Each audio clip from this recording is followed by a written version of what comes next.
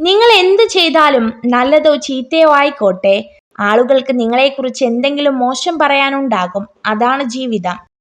നിങ്ങളുടെ ജീവിതത്തിന്റെ നിലവാരം ഉയർത്താൻ തുടങ്ങുമ്പോൾ നിങ്ങളുടെ ഏറ്റവും അടുത്ത സുഹൃത്തുക്കളിൽ ഭൂരിപക്ഷവും നിങ്ങൾക്ക് നഷ്ടപ്പെടും. നല്ലത് മാത്രം ചിന്തിക്കുവാൻ ശീലിക്കുക, എന്നാൽ മനസ്സ് നന്നാകും. മനസ്സു നന്നായാൽ പ്രവൃത്തിയും, അങ്ങനെ വ്യക്തിയും നന്നാകും. വ്യക്തി നന്നായാൽ കുടുംബവും, കുടുംബം നന്നായാൽ സമൂഹവും നന്നാകും. ഇനി എത്ര തന്നെ സ്വാതന്ത്ര്യമുണ്ടെങ്കിലും മറ്റുള്ളവരുടെ ഇഷ്ടങ്ങളിൽ കൈകടത്താതിരിക്കുന്നതാണ് ബന്ധങ്ങൾ നിലനിൽക്കാൻ നല്ലത്.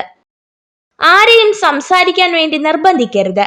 ഇഷ്ടമുള്ളവർ നമ്മുടെ കൂടെ കാണും, ഇല്ലാത്തവർ പോകേണ്ടവരാണ്. പിടിച്ചു വാങ്ങുന്ന ഒന്നിനും വില കാണില്ല. മരണം കൊണ്ടുപോകാത്തതായി ഒന്നേയുള്ളൂ ഈ ഭൂമിയിൽ. അത് നാം മറ്റുള്ളവർക്ക് നൽകിയ സ്നേഹവും ഒരു പിടി നല്ല ഓർമ്മകളുമാണ്. ഞാനെന്ന ഭാവം ഉപേക്ഷിക്കുക. നമ്മളെന്ന ചിന്ത വളർത്തുക. അഹംഭാവത്തെ മറികടക്കുക. സ്നേഹത്തിന് വില കൽപ്പിക്കുക. ചിരികൊണ്ട് അകലം കുറയ്ക്കുക. അപവാദങ്ങളെ അവഗണിക്കുക. മറ്റുള്ളവർ നിങ്ങളെ ഏത് രീതിയിൽ പരിഗണിക്കപ്പെടണമെന്ന് നിങ്ങൾ ആഗ്രഹിക്കുന്നുവോ എങ്കിൽ അതുപോലെ നിങ്ങൾ മറ്റുള്ളവരോടും പെരുമാറുക.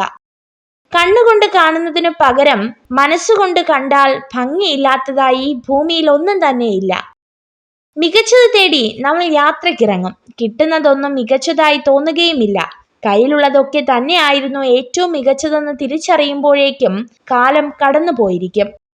നമുക്ക് സന്തോഷവും സമാധാനവും നൽകാത്ത മുഴുവൻ ചിന്തകളെയും മനസ്സിൽ നിന്ന് ഒഴിവാക്കിയില്ലെങ്കിൽ മനസ്സെപ്പോഴും അസ്വസ്ഥമായിരിക്കും.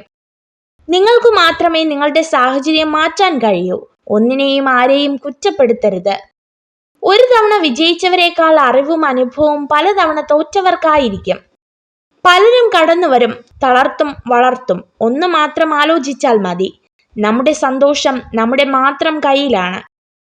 നമ്മളെ അസ്വസ്ഥരാക്കുന്ന ചിന്തകളെ ഒഴിവാക്കിയില്ലെങ്കിൽ ചിലപ്പോൾ അത് നമ്മുടെ ആത്മവിശ്വാസത്തെയും നമ്മൾ എന്ന വ്യക്തിയും തന്നെ ഇല്ലാതാക്കിയേക്കാം.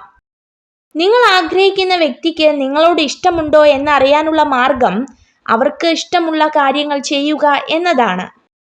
ഏറ്റവും പ്രയാസകരമായ അവസ്ഥയിലും നമ്മൾ എവിടേക്കാണ് പുറപ്പെട്ടത് എന്ന വ്യക്തമായ ധാരണ മനസ്സിലുണ്ടെങ്കിൽ നമുക്ക് ലക്ഷ്യത്തിലെത്താം. പരാജയം ഒന്നിന്റെയും അവസാനമല്ല, അത് നമുക്കുള്ള പ്രചോദനമായി മാത്രം കരുതുക.